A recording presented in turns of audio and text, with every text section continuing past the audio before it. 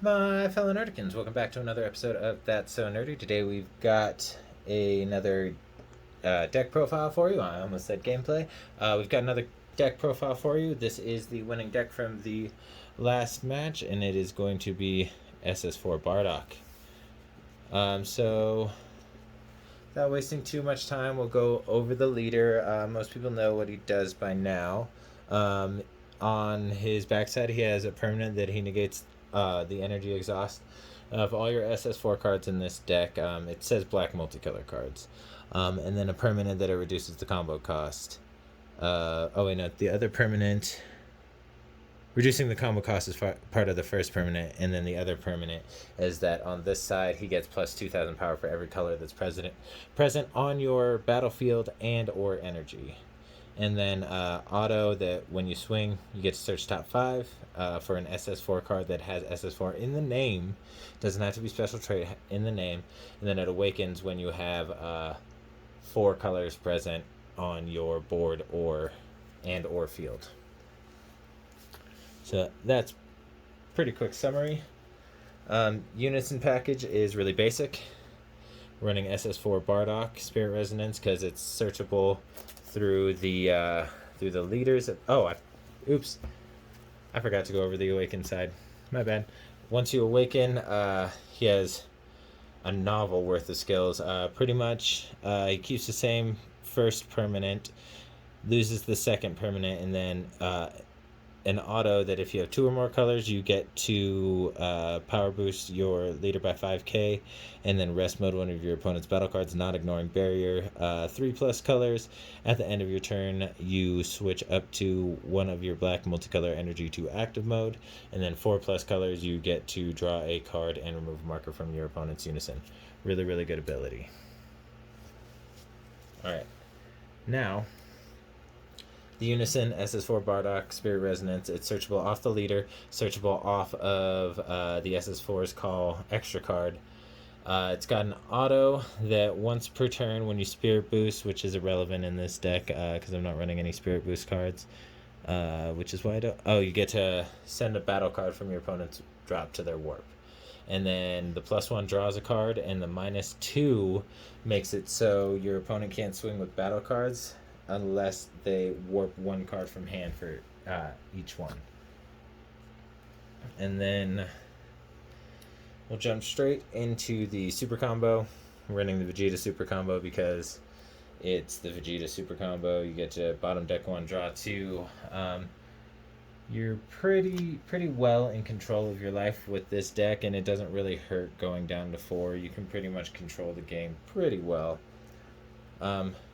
And he is one of the only non-SS4 cards in this deck. Speaking of SS4 cards, let's get right back into them. We're running 4 of the Vegeta Prismatic Aegis. He has an auto of when he's placed in your energy, your opponent bottom decks a card and then draws a card. Well, when he's placed in your energy or gets played, they bottom deck a card and then draw a card. And if you play him, you get to draw 2 cards and then you bottom deck one of your cards from your hand. He's also a 16k crit. You'll notice that all of these battle cards are 16k, or at least all these SS4 cards anyway, I should say, are 16k. And that's really nice because none of them get hit by BMS. Alright, then we're running 4 of the Gohan. He is the double striker version of Vegeta, but when you place him in your energy or play him, you get to remove a marker from your opponent's Unison, as well as when you play him, you get to warp one of their battle cards with an energy cost of 4 or less, I believe. Yes, with an energy cost of 4 or less. That one also doesn't ignore barrier, but it can definitely get rid of some pesky cards. And then we are running 4 copies of the Goku. When he's placed in your energy or played to the battlefield, you get to negate the skills of one of your opponent's Unisons, which is really, really good. Especially if you are able to play him out. Or no, that's I'm sorry, that's not this card. I was thinking of a different card. So when you play him to your energy or play him out, you choose one of your opponent's battle cards with an energy cost 4 or less and negate its skills for the turn. And then when this card is played, from your hand, choose up to one of your opponent's battle cards, switch it to rest mode, and KO it if it is skillless. That's what this does. It's the other yellow Goku that negates the Unison skills. And we'll get into that one when we get there. And then we're running 4 of the SS4 Gohan counterattack. When you're going up against a multicolor deck, this is a lot less effective, so you might want to side out, like, say 2 of them, but I still think it's a really good card for 1 energy to possibly just floodgate your opponent and keep them from attacking with more than 1 battle card per turn. And if you have 3 or more multicolor energy, he reduces his cost by 1. 1 black energy, I believe. Yes, by 1 black energy, so you have to pay 1 green energy. And then we're running 4 of the counterplay. This is one of the MVPs of the deck, not gonna lie. This thing is awesome.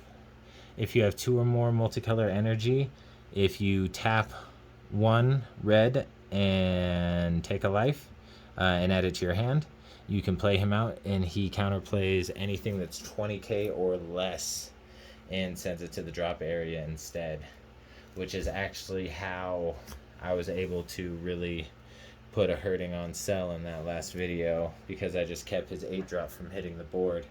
And then all those Union pieces stayed under his Cell, so he had to get more Union pieces into the drop area. It was just a mess for him.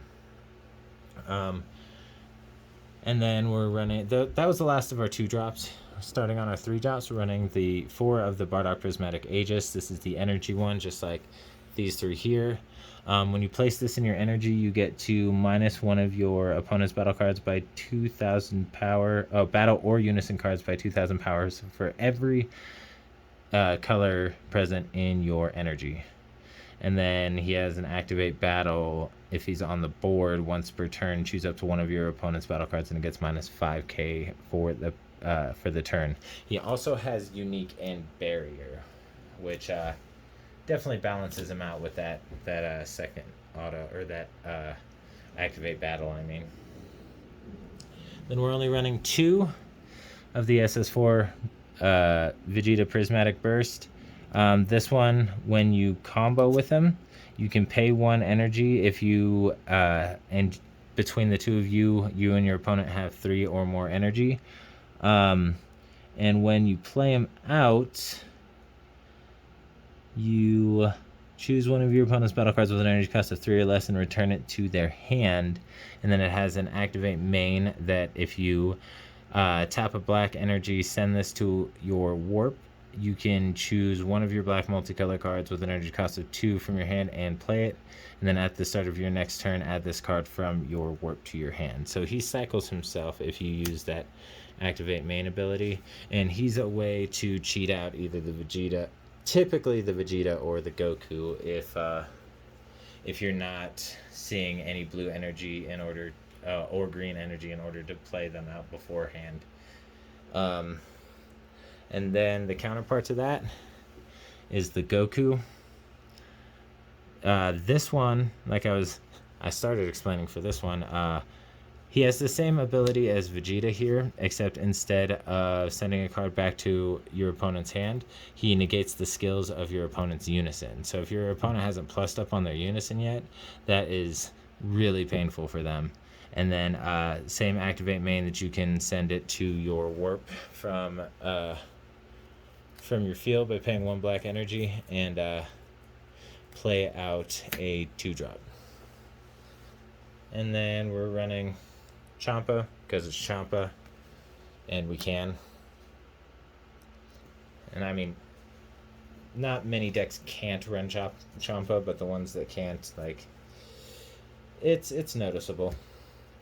And then this is what I like to think is my little spicy piece of tech. I've been playing him in this deck since I built it. I was playing the old art version of the card in here before, but it was before I got the SS4 thwartings that you'll see in a second. But we're playing 2 of the Vegeta Strength of Legend. Wow, I still can't get over how good these cards look.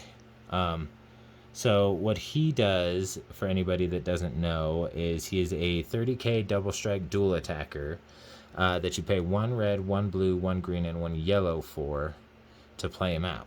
And when you play him out, he warps a card from board, ignoring barrier, which is really, really nice, and he draws on swing. And an important thing to note is the draw on swing is not once per turn. Since he's a dual attacker, you get to swing with 30k double strike twice and draw for both of those swings. Really, really, really good card in my opinion. And I don't know how slept on it is because I haven't seen a lot of SS4 Bardock decks out there. But if he's not in your deck, you should add it and try it out. See how much you like it, because when you get him off, he's really good. He doesn't have deflect or barrier or anything like that, but I think that if he did, that'd be a little snapped. But then our other 4-drop boss card is SS4 Gogeta. Most people know what he does. He is a triple attack blocker that restands himself at the end of the turn, and on his first swing, your opponent warps 2 cards from their battlefield, ignoring barrier, and then 2 cards from their hand. They do get to choose themselves, so a lot of times if they have a bigger board, they'll just get rid of the ones that don't really bother them. And then the activate main is how you play him out for 4. You send a Goku and a Vegeta either from your battlefield or your drop area to your warp, and you play him out. So that's our battle card lineup. Let's go ahead and get into our extra cards, and then we will close this baby out. We are running 4 copies of the SS4's Call. This is this deck's version of AOD Strikes Back, except you don't take a life when you play it, and you do get to peep the top 3, and you have a choice of keeping 1 in your hand or 2 in your hand as long as they have SS4 in their name. So you can't bring any of the only counterattack you can bring to your hand is your Gohan. You're not going to be able to bring your super combo to your hand. You're pretty much limited to all these. Limited, I say, but it's really not that limiting. But if you take 1 card, you'll put the other 2 on the back on the bottom of your deck in any order. Or if you take 2 out of the 3, you bottom deck the last card, and then also bottom deck a card from your hand. So if you have anything clunking up your hand or anything that you don't really need at the moment, you can tuck that under and start it. So it's good for cycling through your deck. Next, we are running 3 copies of Petrification because this card is just too good. I worry for its fate on upcoming ban lists, but yeah, this card is amazing. You tap 1, pitch 1, and then you get to negate the attack and then petrify one of your opponent's battle cards, ignoring barrier, meaning it can't attack, block, or activate its abilities. And I don't think it can be comboed with either. Yeah, it can't be comboed with either. So this guy is the only card in the game that stops pending autos, which is the main reason why I'm worried about it like getting banned or something, because there's not ways of doing that in the other colors, and I think either it'll get banned or we'll get more cards that will stop pending autos, but it's probably just going to be easier for them to get rid of it, and I really hope that's not the case. But I'm also running 3 copies support of the Dark Empire. This card tends to overperform a lot of the time, actually. You wouldn't think so, because a lot of the times you are awakening like at a higher life total. It's not unheard of to awaken with 8 life in this deck and stay at 8 life consistently and not even be worried about needing to use your super combos, but it's really good. It's really, really good. For those who don't know, it's a counterattack that if you're in 5 or less life, you can take the life to play it out, or you can pay the 2 for it. And when you play it, it creates a Demon Soldier token, 5,000 power, 5,000 combo power, and it has blocker for the turn. So yeah, really really good. And then the SCR is pretty obvious for anybody who actually has the card. It's the Vermilion Saiyans. It's an counterattack that is a floodgate as well. So you warp your. It can be a floodgate, I should say. You warp your opponent's board for every color present in your energy, and when you warp their board, your leader gets plus 5k for each card warped. So you can warp up to 5 cards, and then your leader gets plus 35. No, sorry, 25. So your leader becomes 40k for the remainder of the turn. And most of the time, they're not going to swing over that. But also, this is a really good aggression card because it has an activate main. You can pay 1, and you can search your deck for 4 multicolor black multicolor cards with an energy cost of 2 and different character names, and play them out and shuffle your deck.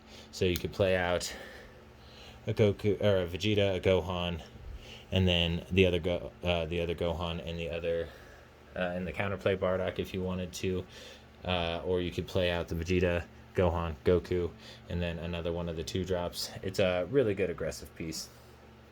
But that's my Bardock deck. It's not fully built for competitive play because I, as most of you know, all my videos are more casual, but I don't currently have a set side deck. I keep switching it around between a bunch of different cards. I think I know what I'm going to be doing with it though, so when I do post the video, the deck with the side deck will be in the description below.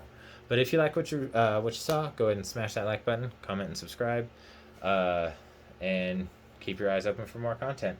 Just stay nerdy.